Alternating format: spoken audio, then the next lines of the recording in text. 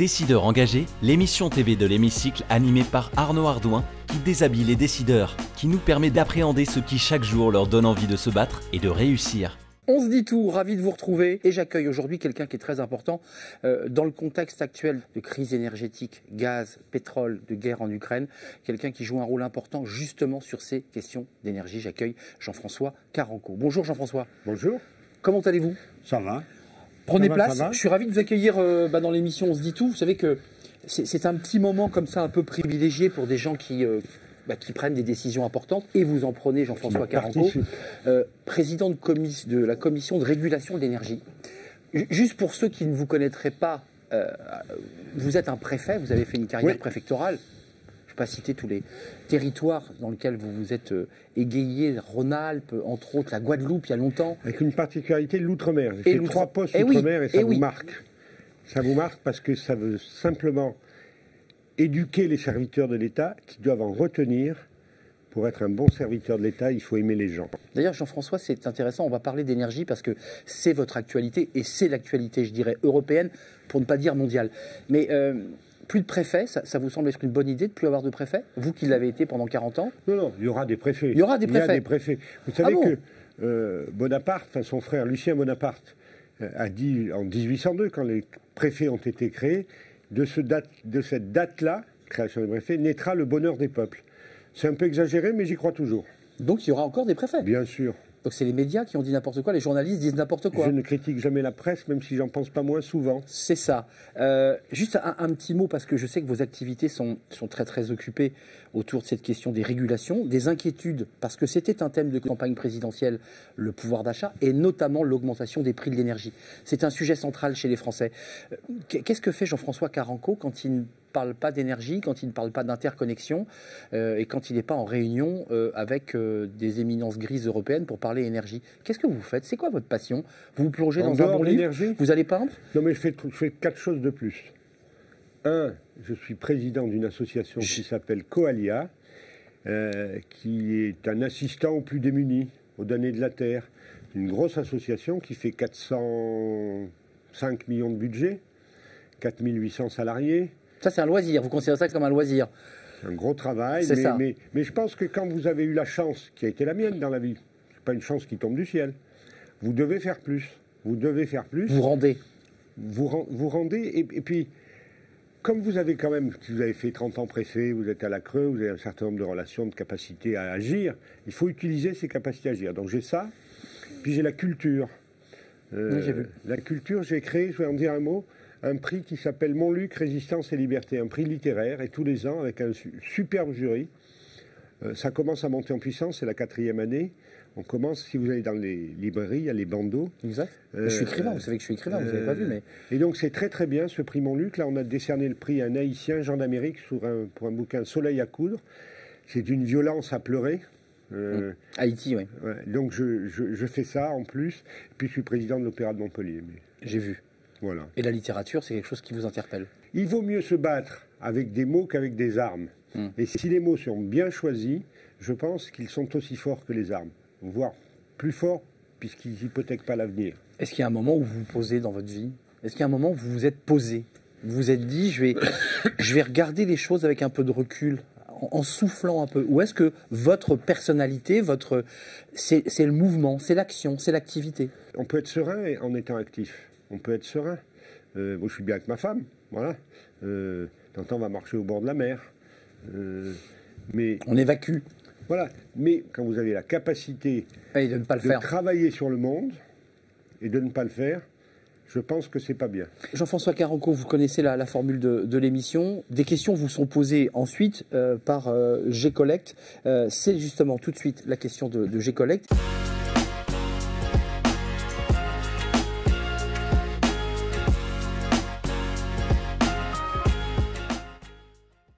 Jean-François Carenco, je vous la repose cette question. Vous avez choisi parmi toutes les questions de G-Collect la FinTech du recouvrement éthique.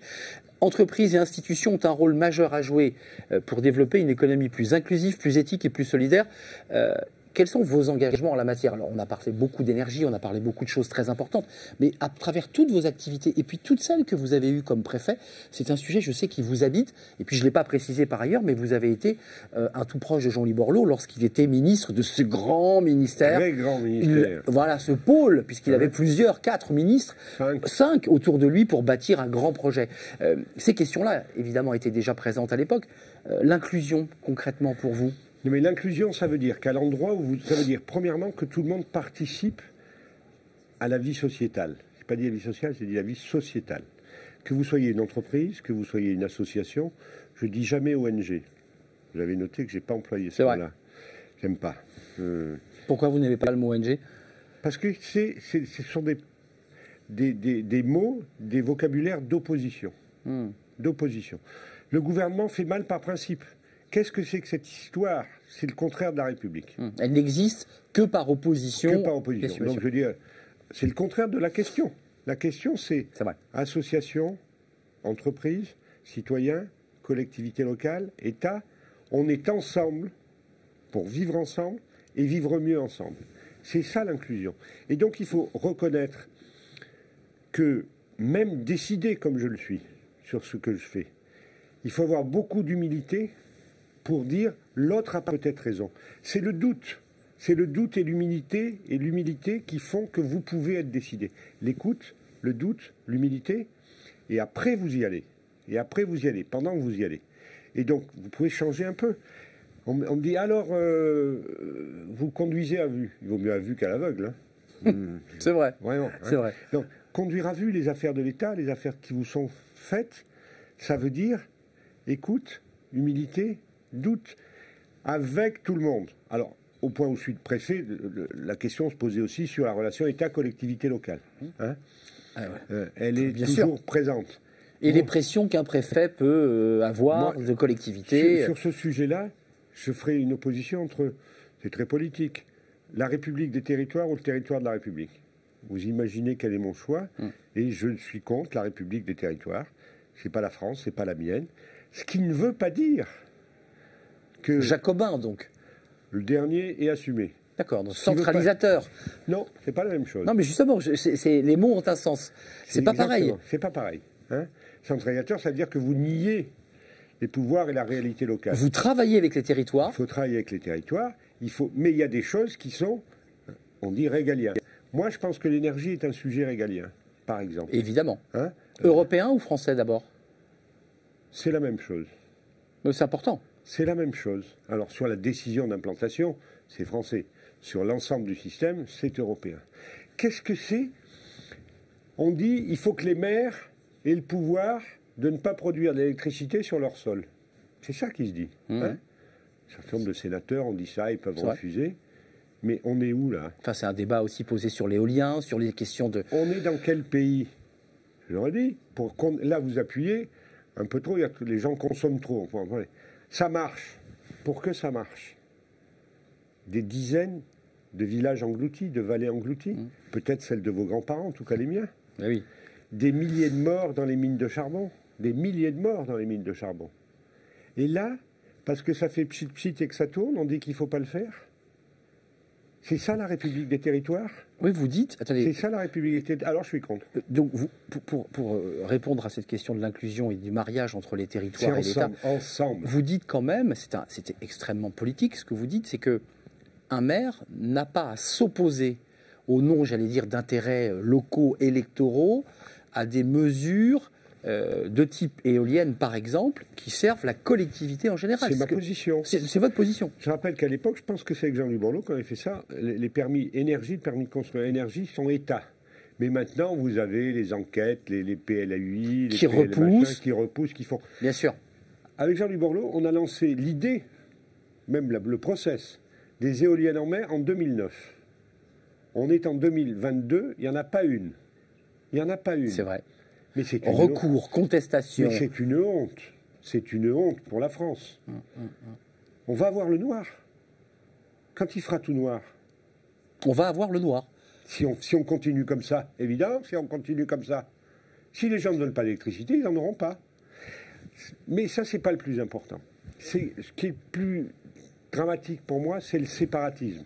Séparatisme religieux, séparatisme énergétique, séparatisme territorial, hein, séparatisme même de club de foot. Hein, le club de foot d'à côté est mon ennemi. Ça fait longtemps. Est-ce qu'on ne peut pas essayer de vivre ensemble ?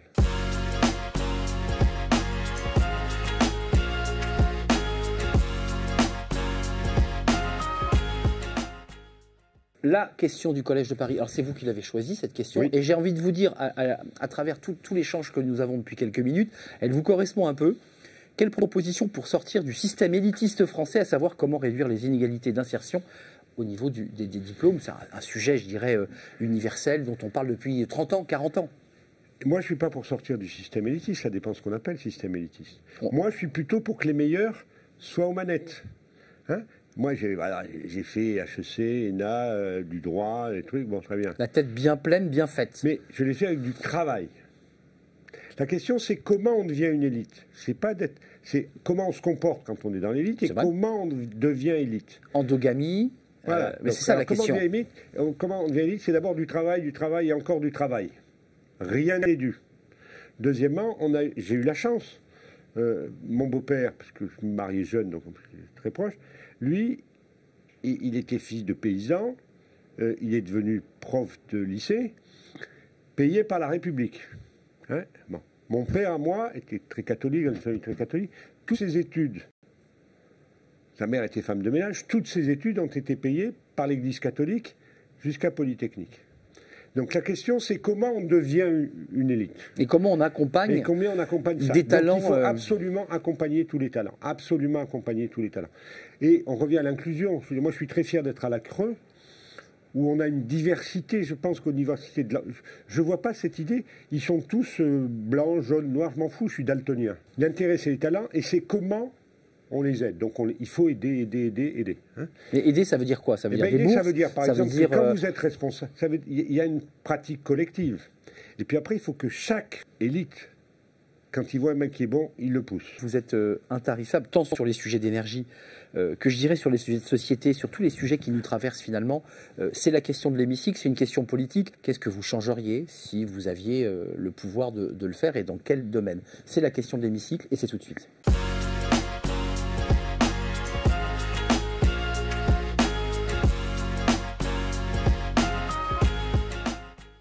La question de l'hémicycle, c'est une question évidemment qui n'est pas politique avec un petit P, mais avec un grand P. Si vous aviez le pouvoir, qu'est-ce que vous changeriez? Je travaillerais sur l'outre-mer. Parce que l'outre-mer, c'est la vitrine de la France. C'est une chance pour ses populations. Quand j'étais en Guadeloupe, il y a des ministres, premiers ministres des îles voisines qui me disaient « Monsieur Carinco, on ne pourrait pas devenir français ?» Alors j'ai écrit tranquille au Premier ministre, j'ai pris une engueulade mémorable du Premier ministre. On n'élargit pas comme ça. On n'élargit pas comme ça. Oui, c'est ça. Donc l'outre-mer, c'est à la fois une chance pour ces territoires, une image de la France, un porte-avions de la francophonie, un porte-avions de l'innovation. Hein. Donc c'est fabuleux. Énergétique d'ailleurs, parce qu'il y a des... C'est fabuleux l'outre-mer. Et donc je pense qu'il faut bouger beaucoup sur l'outre-mer pour qu'on tourne enfin la page de l'esclavage.